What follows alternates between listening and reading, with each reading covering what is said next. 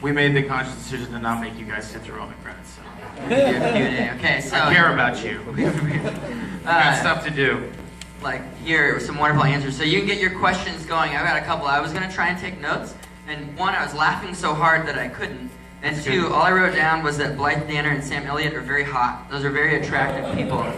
They are. Yeah. They're very attractive people. I was blessed to get actors of this caliber, not only Sam and Blythe for being so lovely looking and so talented, but I think everybody, I was just really lucky. This was a small budget film. We didn't have a lot to offer. We shot the film in 18 days. It was a very quick, oh thanks, yeah. Yeah, you got a film-educated audience. Yeah, that's true. They know. You have to know that that's quick. That's no time at all. But yeah, so they were all game, and they all really, I think, step up to the plate. And when I was writing this with my co-writer Mark Bash, I knew Blythe was pretty much, basically one of like 2 or 3 people that could play this role, and she was my first choice from the get-go. So I think she delivers like a tour de force. It's her first leading role at 71. No, really? She has over 100 acting credits. She does. She is always kind of like the mom or the grandma or whatever. She's had lots of lead roles on Broadway, but this is her first feature film where she's in every scene in this movie. So I'm really proud of her. Wow, incredible depth. Okay, in case you didn't know this, Bret co-wrote, co-produced, edited, and directed this film. And so when you say that you wear, Okay, so when you say small production, this will be my last one before it comes to you. How do you get so many wonderful people to be in your film? I mean, for a second feature, that is an incredible cast. Yeah, it is, and I was shocked. Basically, if you know, we just basically made offers to these wonderful people, and the cast that you see, every single one of them was my first choice. So like down the line, from Sam to Malin to Blythe, Rhea, June, Mary Kay, they were all my first offers. So I would work with my casting director when we had financing, we had a start date. And I said, okay, we're shooting in LA, all these actors live in LA, so it's a local job, and you just basically say, here's the offer, it's no money, but do you like the script, and here are the dates you'd be working. And every single one of them said yes. So it was just, and my casting director, who's been doing this for like over 30 years, said that's the first time in her career all the directors' first choices said yes. So it was just, we were talking, we had lunch, we had sort of an early dinner earlier, Jared and I talked about the fact that movies they have this sort of magic dust over them, especially if they're any good. I think even just getting a film made, there's just this little bit of magic that has to come together, and I think we were just so lucky that everything came together at once, and that we did have a good time, and I was just so lucky to have this cast. I think I learned so much from them, and for them to put their faith in me and the faith in the script, they really responded to the material, and then had to meet me and say, all right, I'll trust this kid, this 30-year-old kid who's making this movie about 70-year-old people for some reason. I'll just trust him to lead me along. Yeah, huge step. All right, I don't want to skip any of your questions, but we can talk all night. What do you got? And say it loud. Yeah, in the back. We'll start there.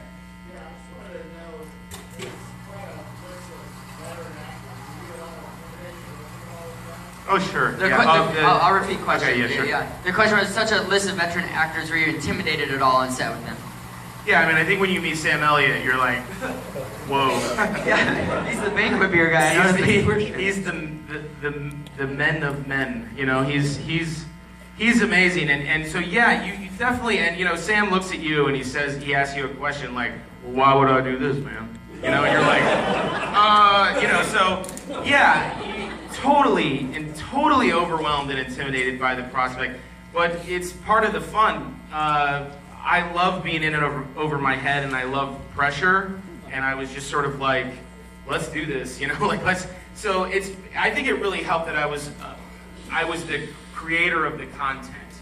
The story was like my idea, and I brought Mark Bash, my co-writer, on, and we wrote it together. So I think I had some real authority when speaking about these characters because I basically invented them.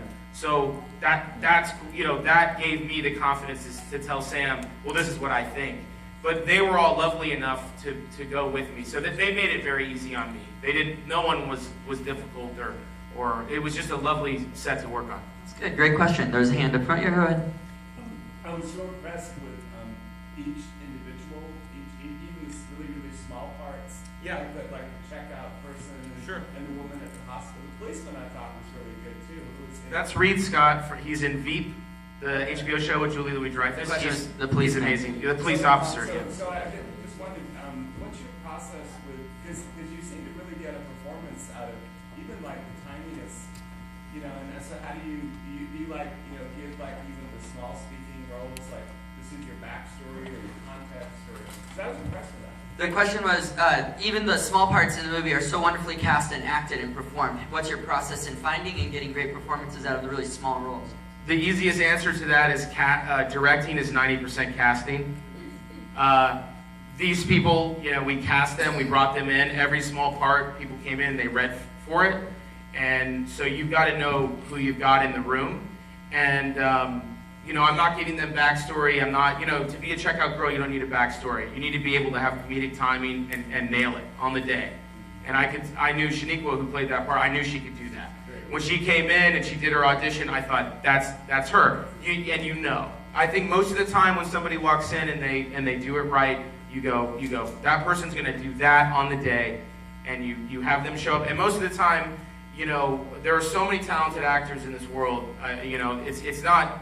I have a small part to do with it. I think they really show up and they do a great job, and I'm just there to facilitate in case anything goes wrong.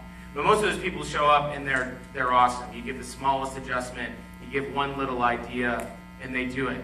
On an 18-day shoot, you don't have time to be like, so let's talk about this checkout girl.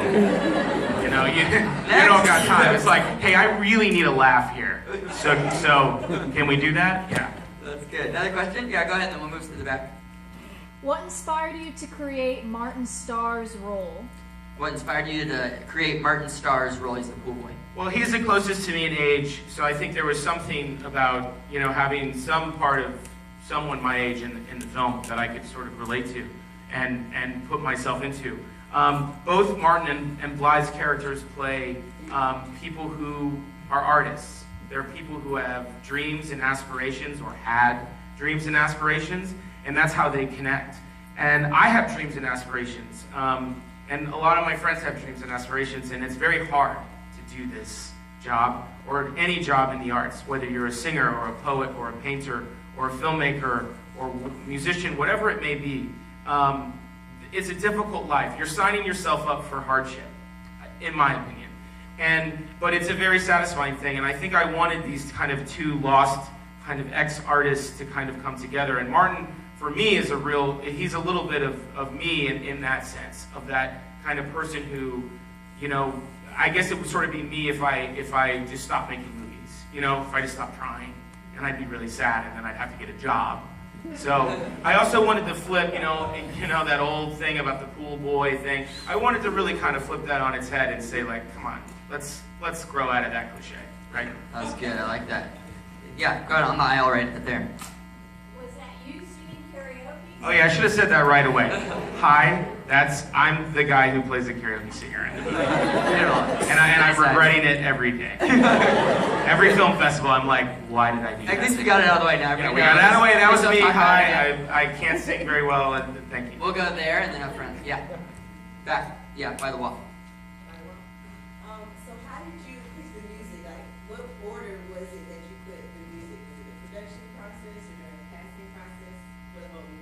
That's great. When did you choose the music? Where did that music or those songs come in? So a lot of the one song that's used in a big way, it's called "Let's Be Still" by this wonderful band called The Head and the Heart. That was something I knew I wanted to use when I was writing the script. Like, I knew I wanted that.